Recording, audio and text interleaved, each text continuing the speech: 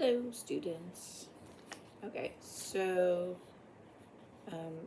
I pushed out a post for you to turn in your periodic table puns by the end of the day. And when I say I'm literally talking the end of the day, 11:59 p.m.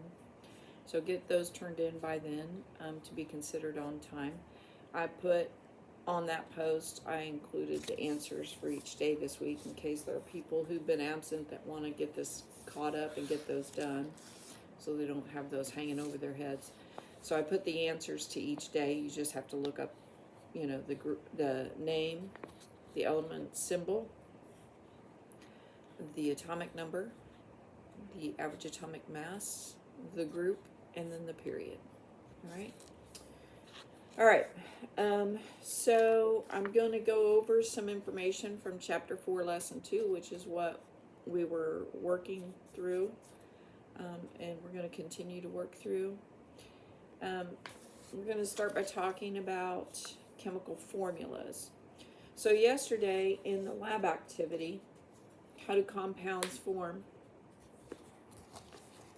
They had these list of chemical formulas that you had to build with your Legos. All right, so these are chemical formulas.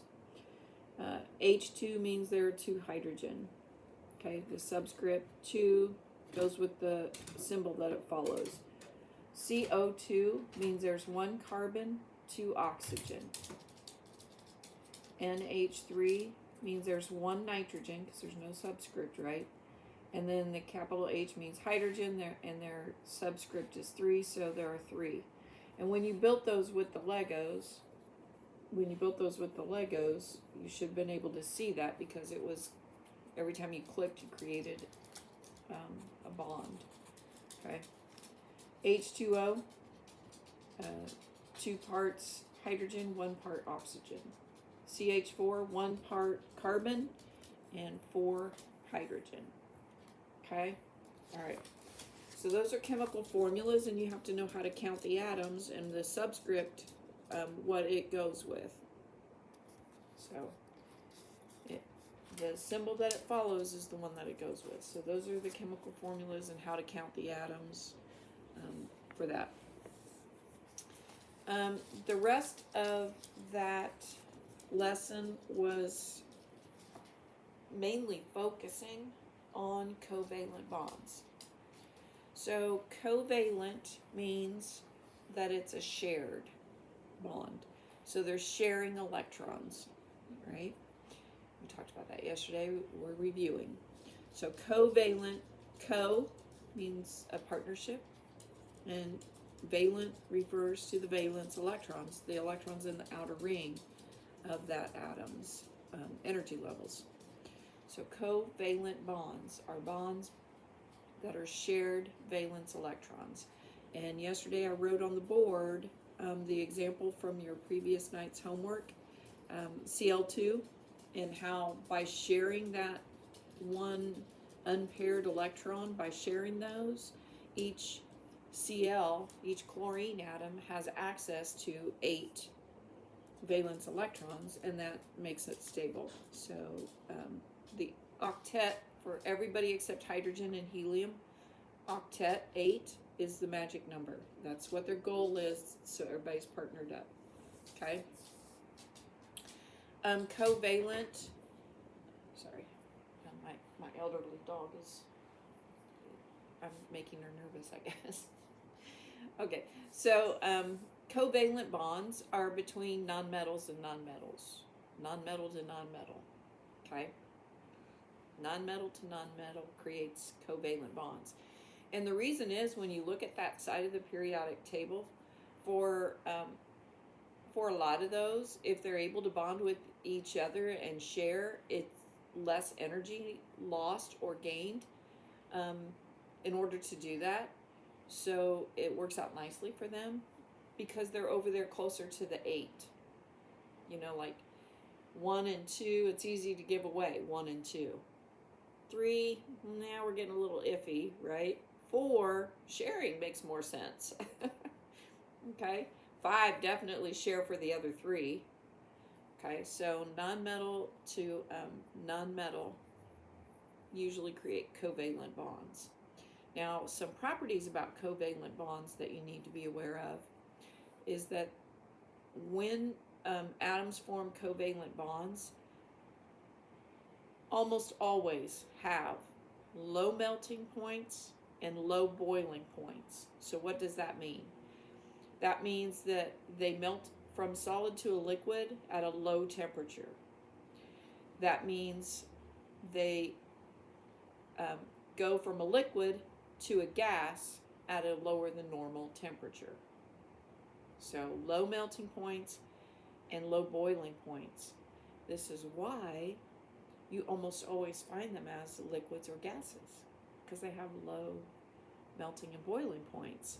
So if I were to ask you, well, what state of matter are they typically in, you would need to say either liquid or gas, because they have low melting points and low boiling points. Okay?